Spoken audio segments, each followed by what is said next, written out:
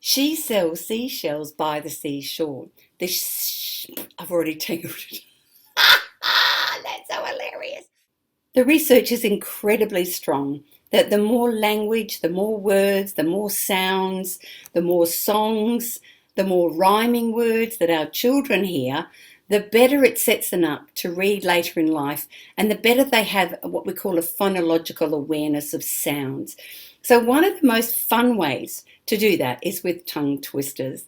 So I want you to keep this in mind if you are on a long trip and you need to break some boredom, or you're in a cafe waiting to be served and you've got restless little ones. Try some tongue twisters. And here are just a few of the favourites. Peter Piper. Peter Piper picked a peck of pickled peppers. Did Peter Piper pick a peck of pickled peppers?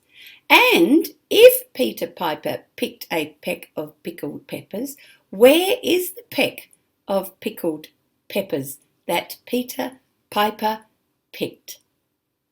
And for another absolute favourite, it is the seashells on the seashore tongue twister. Let's see how we go. She sells seashells on the seashore.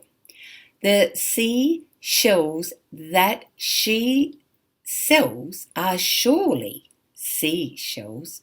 So if she sells shells on the seashore, I'm sure she sells seashore shells.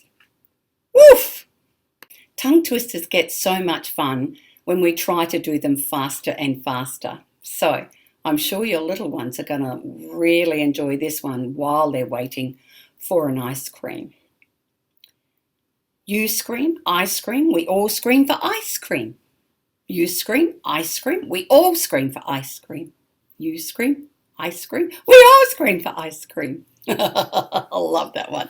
Okay, now I'm a real favourite with a woodchuck one. So let's see if I can do this without tangling my tongue. How much wood would a woodchuck chuck if a woodchuck could chuck wood? He would chuck as much as he could and chuck as much wood as a woodchuck could if a woodchuck could chuck wood. One of the wonderful things about doing tongue twisters more and more is that the brain gets better at the tongue twister, so it creates a neural pathway. What I really love is when grown-ups can experience how to do a tongue twister that they are not familiar with, that has words that they're not familiar with, just to show you how difficult it is for our kids until they have the neural pathway of being able to know how to say the tongue twister. And that's why we really do encourage them to do them faster and faster, because it just makes the brain even more efficient at creating brain maps.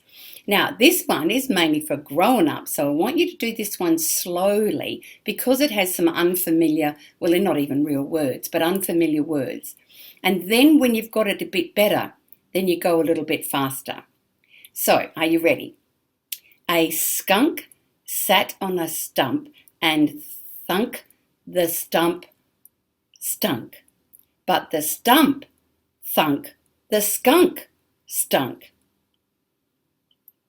And try and do that one faster. So what happens is every time we do it faster, we suddenly realize that practice helps us with our tongue twisters, but also with what's going on in our tongue and our mind and our brain.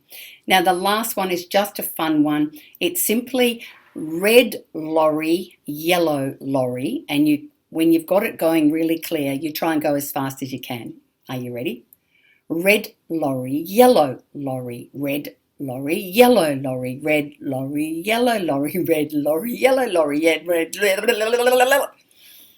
I hope you've enjoyed some fun with some tongue twisters, and please, there's lots of good ones online, and even grown-ups can have some fun with this, not just our little ones.